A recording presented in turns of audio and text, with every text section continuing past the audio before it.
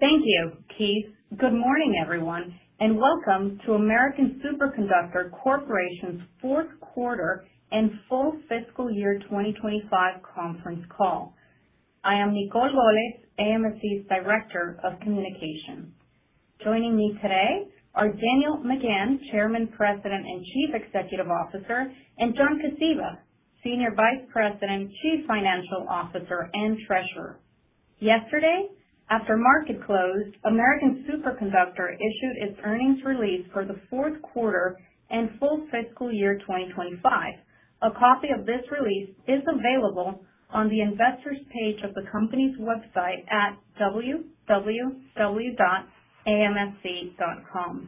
Remarks that management may make during today's call about American Superconductor's future expectations, including future financial results, plans, and prospects, constitute forward-looking statements. Actual results may differ materially from those indicated by such forward-looking statements as a result of various important factors, including those set forth in the Risk Factors section of American Superconductor's annual report on Form 10-K for the year ended March 31st, 2026. which the company filed with the Securities and Exchange Commission on May 27, 2026, and the company's other reports filed with the SEC, which are also available on our website. The company disclaims any obligation to update these forward-looking statements. On today's call, management will refer to non-GAAP net income, a non-GAAP financial measure. Tables of reconciliation of GAAP to adjusted financial measures can be found in the company's earnings release. With that, I will now turn the call over to Chairman, President, and Chief Executive Officer Daniel McGahn. Daniel? Thanks, Nicole. Good morning, everyone, and thank you for joining us. I will begin today by providing an update and sharing a few remarks on our business.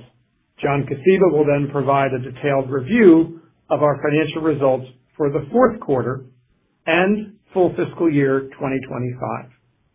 He will also provide guidance for the first quarter of fiscal 2026, which will end June 30, 2026. And following our remarks, we'll open up the line for questions from our analysts. We're really excited to report a record revenue quarter. Our fourth quarter closed a very successful fiscal 2025, and we delivered another year of significant growth. Revenue for the quarter came in at a new high, surpassing $85 million. We saw revenue grow by nearly 30% over the year-ago quarter. Our grid business revenue grew by more than 30% over the year-ago quarter, while our wind business revenue increased by 15% for the same period. We delivered 3 recent record revenue quarters during the fiscal year. Over $72 million for the first quarter, over $74 million in the third quarter, and now over $85 million in the fourth quarter. We have delivered 7 consecutive quarters of GAAP profitability and 11 consecutive quarters of non-GAAP profitability. We believe these record results and continued profitability reflect the strong momentum and the discipline behind our success. The business is growing, the business is scaling, and the business has been consistently profitable. Now let's take a look at our order bookings for the quarter, which were extremely strong. Fourth quarter orders reached nearly $100 million, driven by strong utility and traditional energy demand. In the traditional energy sector, we are increasingly supporting the growing demand for reliable power across natural gas, coal, and large industrial power applications. As these energy facilities expand and modernize, their operations rely on large motors, compressors, and electrical systems that can create power quality and grid challenges.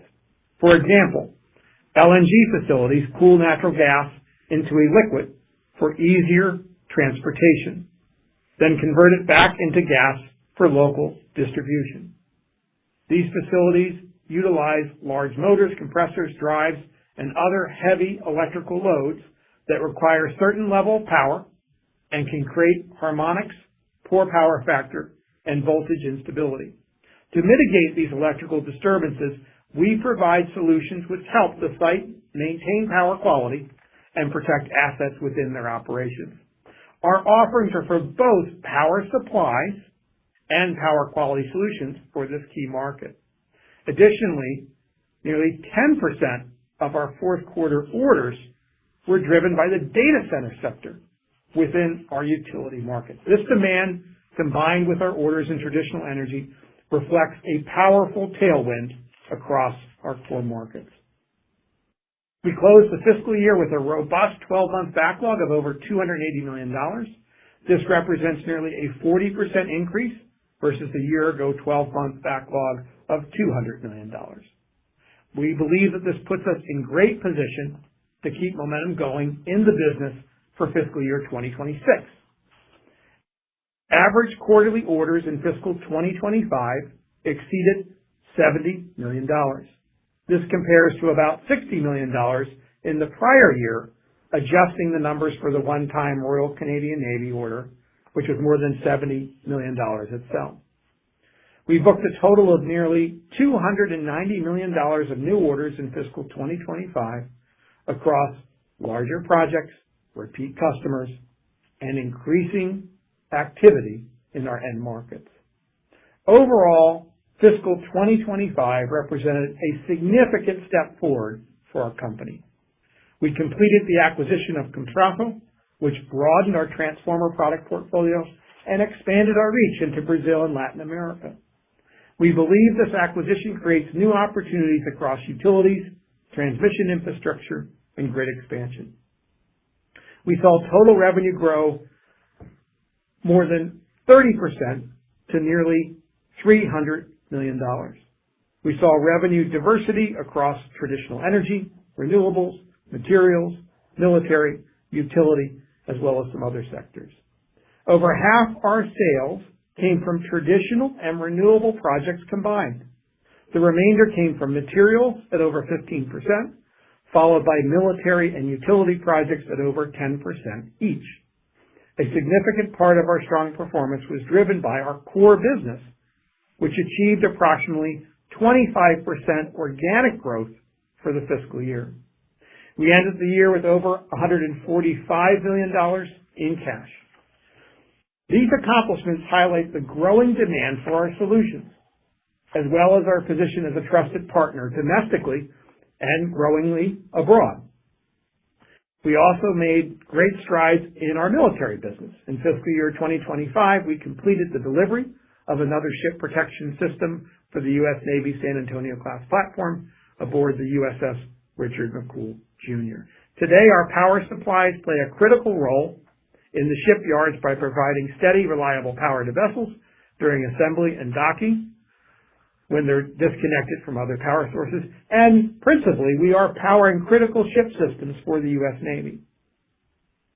Through our renewable installations, we're facilitating the grid infrastructure needed to safely expand and integrate distributed power.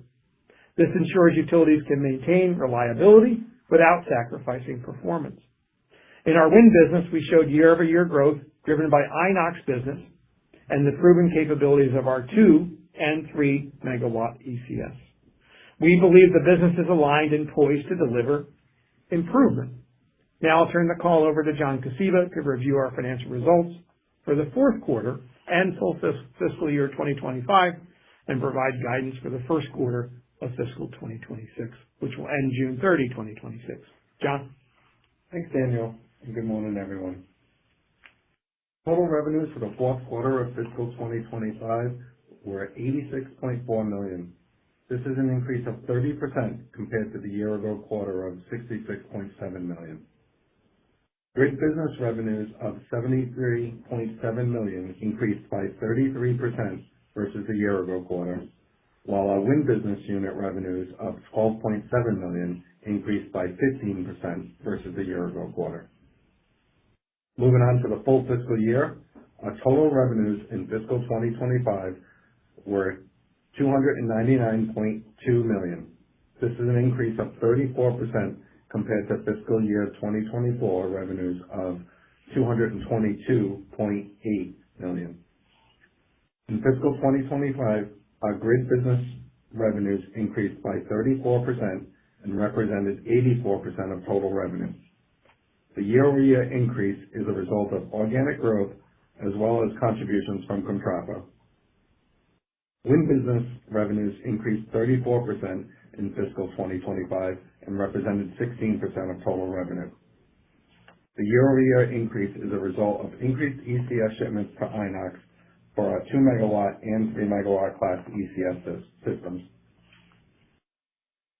Gross margin for the fourth quarter of fiscal 2025 was 27.3% compared to the year-ago quarter of 26.5%.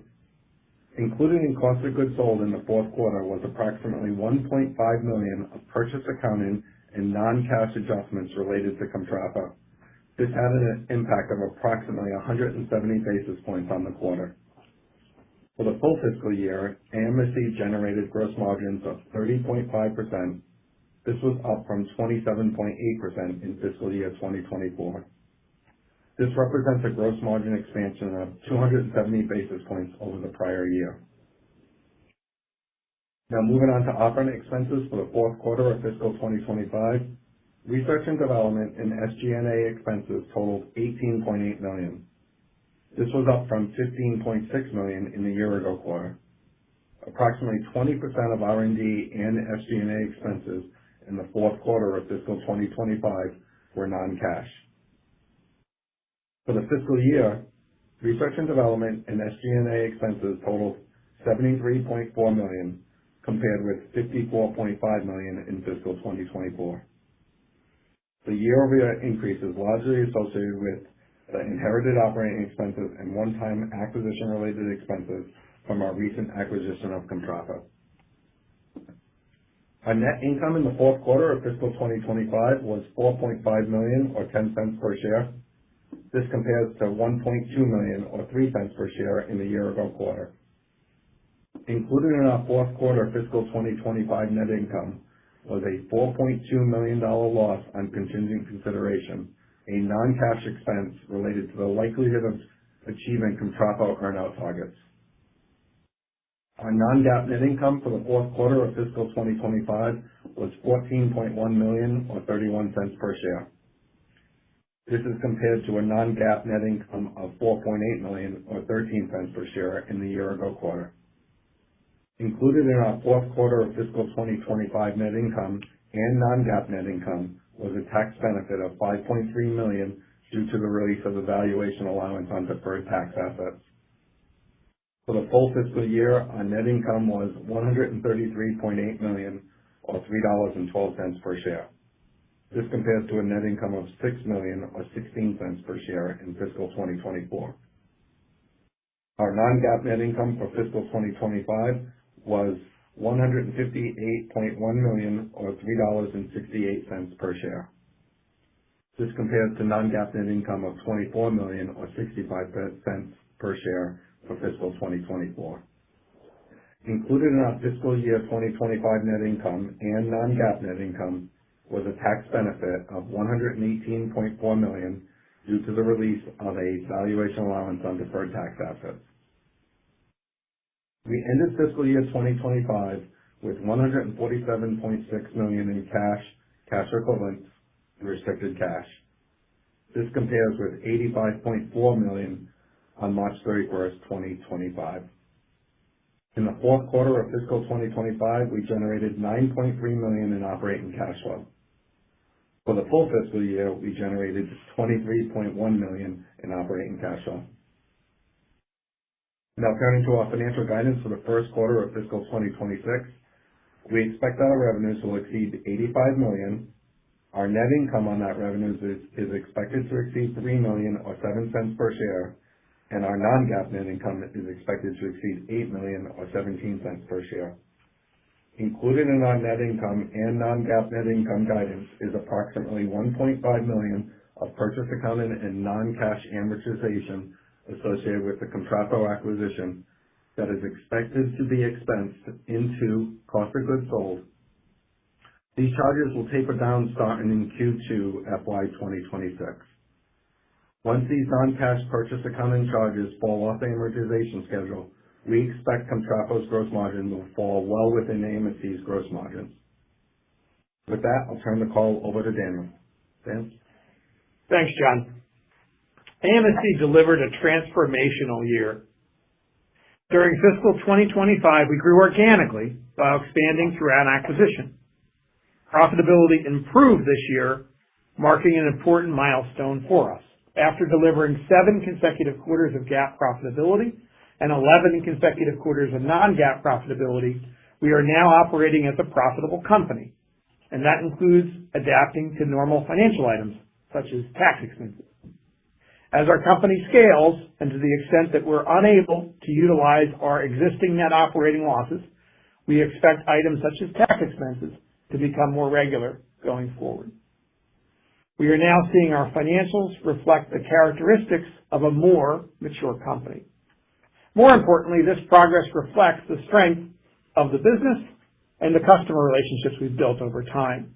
We've cultivated growing relationships with our customers across multiple projects that have increased in size, scope, and technical complexity.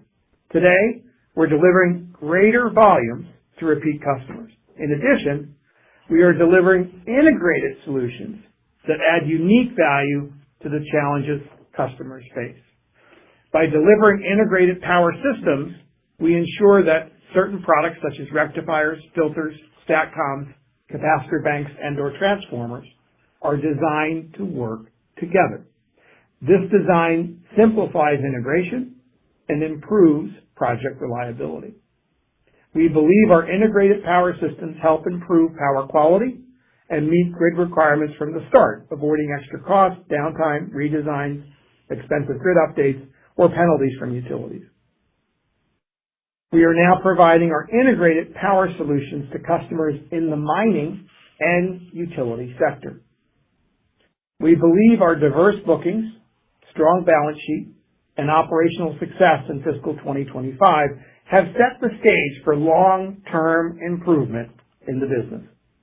The business is in its strongest position ever, and we believe it's still getting better. We enter fiscal 2026 confident in achieving our goal to continue building a more resilient and profitable company. It is certainly nice to be talking about $85 million of revenue this quarter, considering we were talking about $30 million of revenues per quarter only 3 years ago. With that, let's turn our focus to fiscal 2026, starting with the growing opportunities in our power solutions. Global energy demand is accelerating, putting more pressure on the grid. Traditional energy, renewables, semiconductors, data centers, and defense are driving major investments in power infrastructure, while reshoring and aging infrastructure increase the need for reliability. This is creating strong demand for our power solutions as customers expand capacity, particularly in environments where harmonics, voltage instability, and rapidly changing loads challenge grid performance. Our solutions are supporting applications across natural gas, mining, renewable heavy grids, and data centers. And we are participating in more utility projects. During fiscal 2025, we extended our utility presence into Latin America, as well as entering the data center market. These utility projects improve substation power quality to support demand, including that of data centers, stabilize voltage to enable expansion as thermal plants retire, reinforce transmission infrastructure to support industrial load growth, including large mining operations on vulnerable lines, and integrating renewables and distributed energy resources while supporting wind, rooftop, and community solar, and battery storage systems. Our products are designed to optimize reliability, maximize output, and enhance power quality. We are uniquely positioned to enable our customers to power facilities in ways that scale without adding complexity or size. We're not just responding to grid challenges. We're enabling the changes to support the changing environment. Additionally, our power supplies power critical chip systems and deliver reliable power for shipyards and docked vessels. Our Ship Protection Systems, or SPS, help naval vessels by reducing their visibility to enemy threats. Over the last several years, we've delivered on 4 out of the 5 SPS systems to the U.S. Navy's following vessels: the USS Fort Lauderdale, the USS Harrisburg, the USS Pittsburgh, and most recently, this fiscal 2025, delivered on the USS Richard McCool Jr. We expect to begin our first delivery to the Royal Canadian Navy this fiscal year 2026. We've continued to deliver advanced power solutions that keep naval operations running strong at the shipyard. In our wind business, we design and supply electrical control systems, or ECS, that make wind turbines more competitive and efficient. In fiscal 2025, we secured nearly $50 million in orders for our 2 and 3 megawatt ECS from Inox to service their growing demand. About 40% of these systems were shipped during the fiscal year, leaving our backlog in a great position. Our proprietary technology is helping Inox scale, supporting what they've called their strongest backlog in recent memory, with over 3 gigawatts of orders. In closing, fiscal 2025 was a defining year of execution and scale for our company. We delivered record revenue, growing more than 30% year over year, driven by 25% organic growth. We increased our workforce from 569 to 1,195 team members during the year, marking a new record employment level. We are surrounded by an exceptionally driven, innovative, and accountable team that helps us take our service, value, and company to the next power. We closed an acquisition backed by an ambitious team that is deeply inspired by our purpose to power progress. Operationally, we experienced momentum from powerful tailwinds. We expanded our 12-month backlog by 40% to over $280 million, giving us exceptional visibility into the next fiscal year while maintaining a strong balance sheet with over $145 million of cash. Strategically, we successfully diversified our revenue base by expanding our geographic footprint, expanding our product portfolio, and delivering integrated solutions. Furthermore, our initial entry to data centers, while early, validates our ability to capture high growth tailwinds. We closed a fantastic fiscal 2025 and are off to a very good start for fiscal 2026 with tremendous opportunities ahead of us. We are at the center of some of the most important transformations of our time, from defense to industrial growth, from renewable integration to grid modernization. With a proven strategy, a strong capital position, and a unified organization, we believe we are exceptionally well positioned to drive long-term value for our customers. Our solutions are helping power the evolution of a grid that is fit for the future, a more reliable and resilient grid built to support and incorporate a broad mix of energy sources. We are executing on our vision and believe that our creativity can meet today's challenges and help us progress to a better future. This means using future-facing technologies to harmonize the world's desire for decarbonization with the need for more reliable, effective, and efficient power delivery. We are committed to powering progress by designing, developing, and deploying power control solutions that harmonize an increasingly complex energy system. Thank you for your continued trust and support. We look forward to sharing our progress with you in the months ahead and invite you to explore our new website, which better reflects the company AMSC has become. Keith, we can now open the line to any questions from our analysts. Yes, thank you. We will now begin the question and answer session. To ask a question, you may press star then 1 on your telephone keypad. If you are using a speakerphone, please pick up your handset before pressing the keys. If any time your question has been addressed and you would like to withdraw it, please press star then 2. At this time, we will pause momentarily to assemble the roster. And the first question comes from Eric Stein with Craig-Hallum. Hi, Daniel. Hi, John. Good morning. Good morning. Hey, so can we just talk about the orders first? I mean, obviously a highlight of the quarter. And this is a pretty good step up. You referenced the 70 million average over the last previous four. So just curious, how much of that is Comtrafo? Is there something that impacted this, that's out of the ordinary, or should we expect this to kind of be a new level as as your business historically has kind of made these steps up over time? We're hoping it's a step up to the next level. I think, to be blunt, so far in 2026, things have started out very well for us. These tailwinds are really driving the business. There's a part of it, but it's proportional for Comtrafo, so they're moving at the right pace. We're very excited about them and the prospects there in that market. It's a diverse set of orders.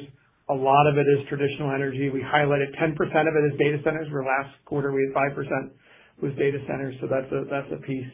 I think we're just in the right place at the right time.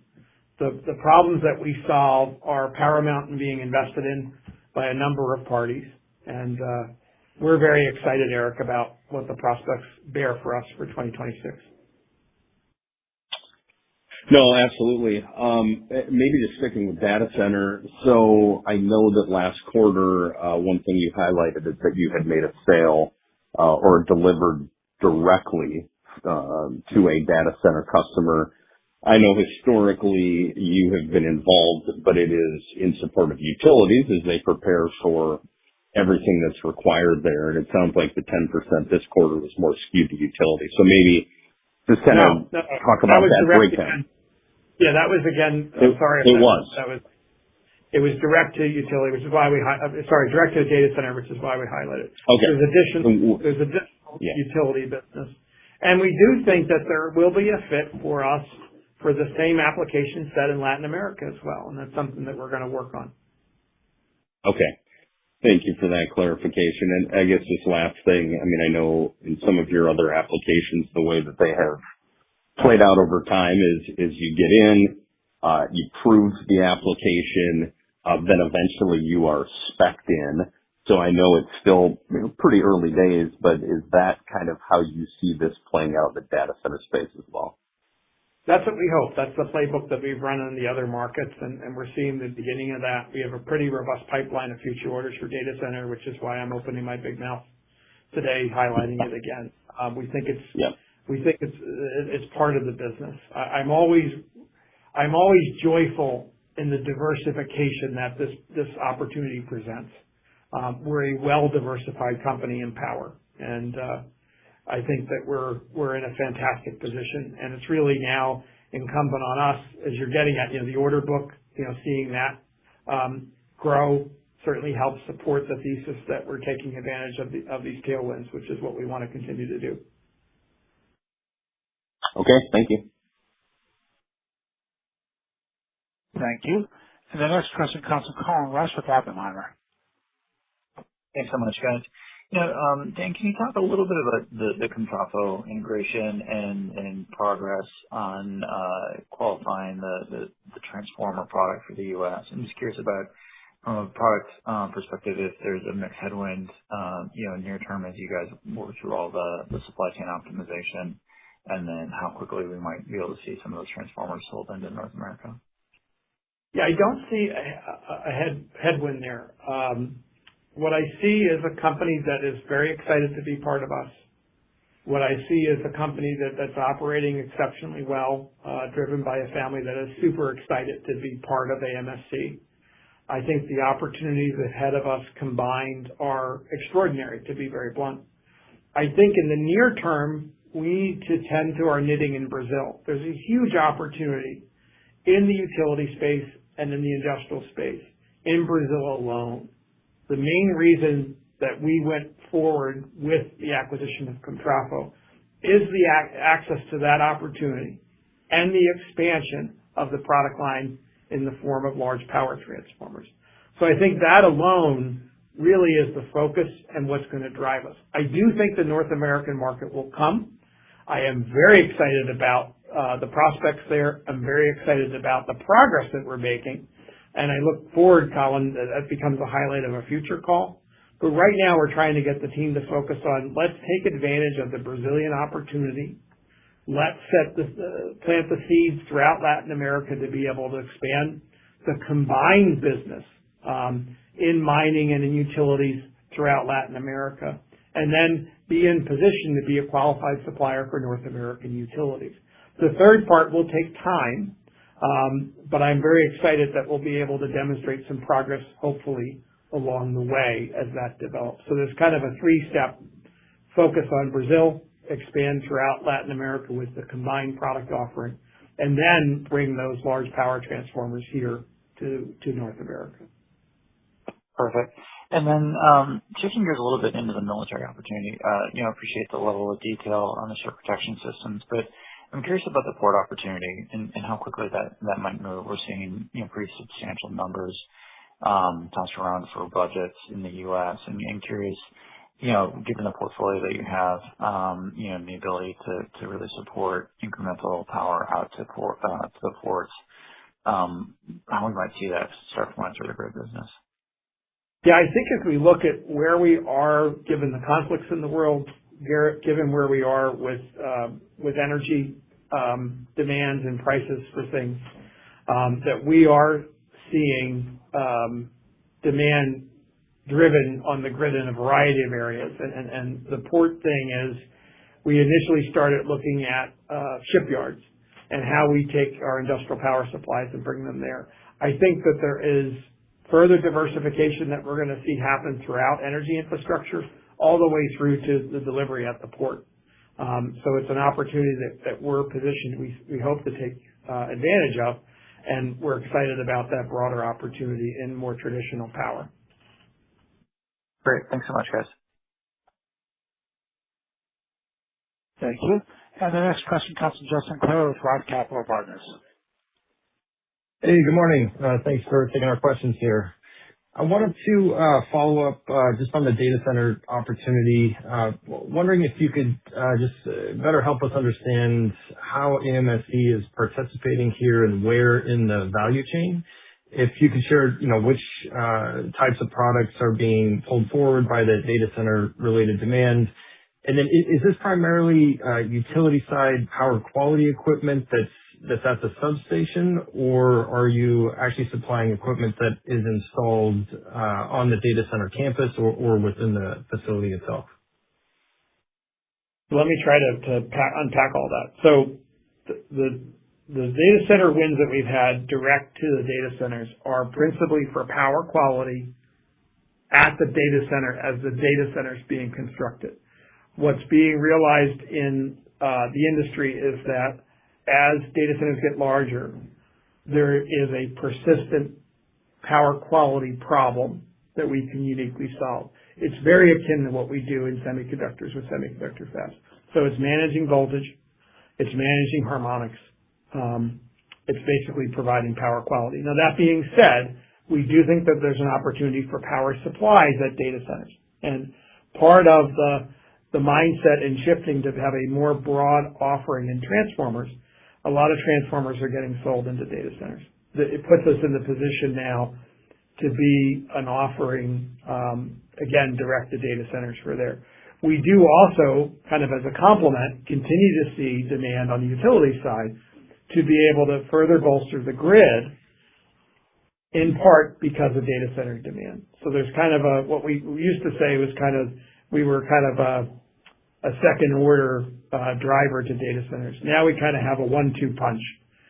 Support the data center directly and also be able to support the utilities as clusters of these grow and the grid itself gets more strained or constrained. Got it. Okay. Appreciate that.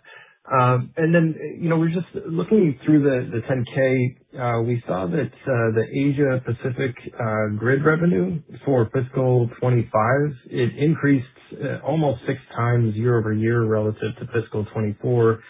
was wondering if you just help us understand what drove the magnitude of that growth. Was this concentrated in a few large projects or with specific customers, or does this reflect kind of a broader regional inflection in the demand you're seeing there? That's a good pickup in the tables, in the detail. So on the grid side, if you look on the wind side, that's really driven by Inox. On the grid side, it's a couple things. It's supporting some very large renewable projects in the region, which I won't say is brand new to us, but it was a bigger business opportunity this year, which helped drive some of that growth. But principally, it's semiconductor and in the material space.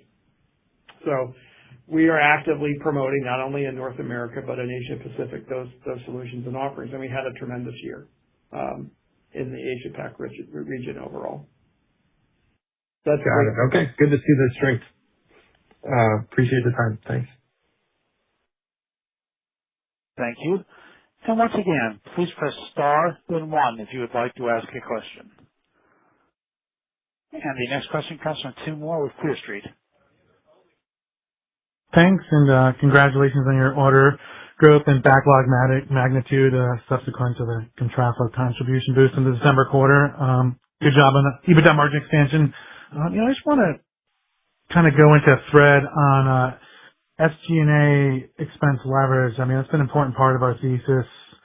We know you'll expand gross margin with volume, but we know that there's SG&A seasonality seems to be the lowest percentage of revenue in the last 3 years in your fiscal fourth quarter. How do you think about SG&A as a percentage of revenues improving this fiscal year despite getting Contrafo? Yeah. So if you look at our Q4 SG&A, I would say that, that's a fairly good represent. If you back out the contingent consideration, obviously we don't know what that will be quarter to quarter. But if you look at the research and development, sales and marketing, and regular G&A, that's what we feel pretty good. That's not a bad baseline to run into 2026. We'll have some growth as the business scales up, but not to the level of hopefully the revenue growth that we experience. That's helpful. We've said several times that we still believe the business, we're still sized overall that we think the business can grow, substantially before we have to really see substantial increases in SG&A. That's a great driver of incremental EBITDA margin, part of our thesis. And we're just switching gears. I know you've talked a lot about the backlog, but just please correct me if I'm wrong. Your backlog figure that you report in your release and talk about quarterly, that's the 12-month amount, right? Not the 18-month value that could be 75 or 100 million higher.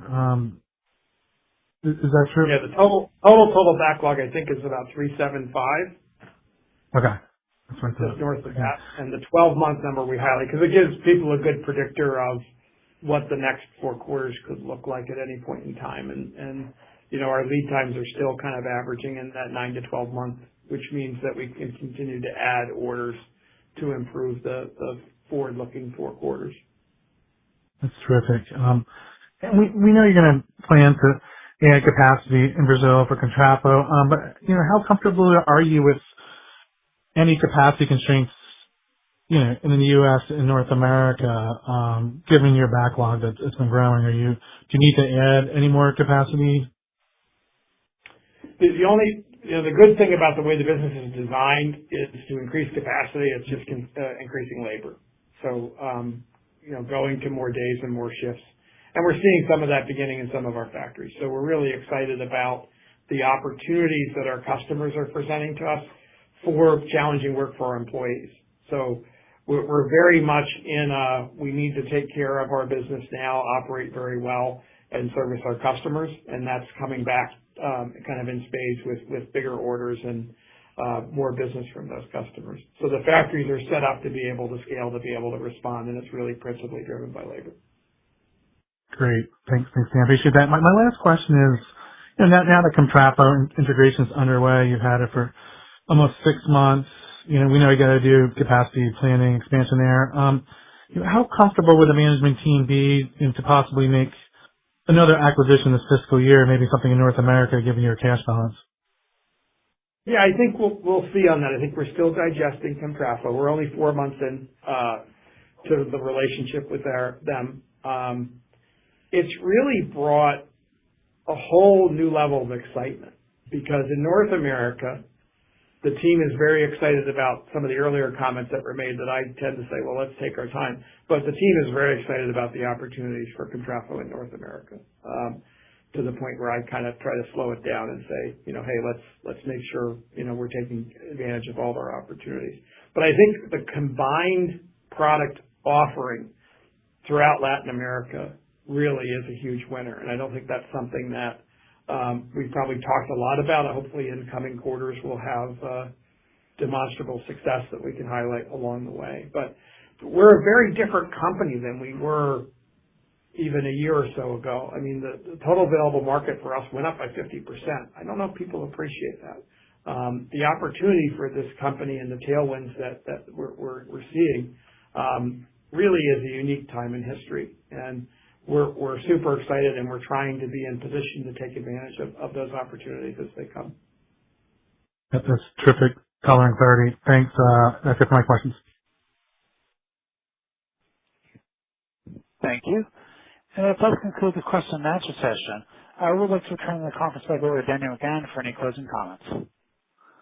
I think one thing I'll say is in John's remarks, he made a very important reflection on gross margin. So that would be something I definitely would point out and say he really tried to explain things so you understand that gross margin will continue to improve probably incrementally. Really, but going forward, it's growing the top line and getting the leverage over the operating expenses that we're going to see really help drive profit. And that's what the team is focused on going forward. This has really been a transformative year for the company. I can't say that enough or in as many different ways. I don't think it's fully appreciated. I think within our employee base, they're just starting to really understand we are much bigger and broader than we ever have been or ever thought we would be from a product lineup standpoint. The nearly $300 million in revenue, that represents really, it's 34% growth. I mean, it's extraordinary and really driven by the organic part of the business. We showed pretty significant improvement in gross margin, going from about 28 to about 30, right? So continuing to be able to move that. Delivering profit consistently, that's something that we're very proud of, but we know now we need to drive the leverage throughout the business. We believe we're positioned for growth given just where the FY26 backlog sits and having the acquired revenue from Contrafo. The expansion you can hear I'm just jubilant about in Latin America, the diversification of our revenue, and this is really driven by traditional energy and utility business. We're becoming now really about power, and the new tagline of the company is to the next power, AMSC. That's really purposeful. It's very powerful, and that's where we're headed. So we're excited. Hope that you are as well. We appreciate your time and attention and look forward to being able to talk to you in the coming months. Thank you. Be well. Thank you. This concludes today's teleconference. Thank you for attending today's presentation. You may now disconnect your lines.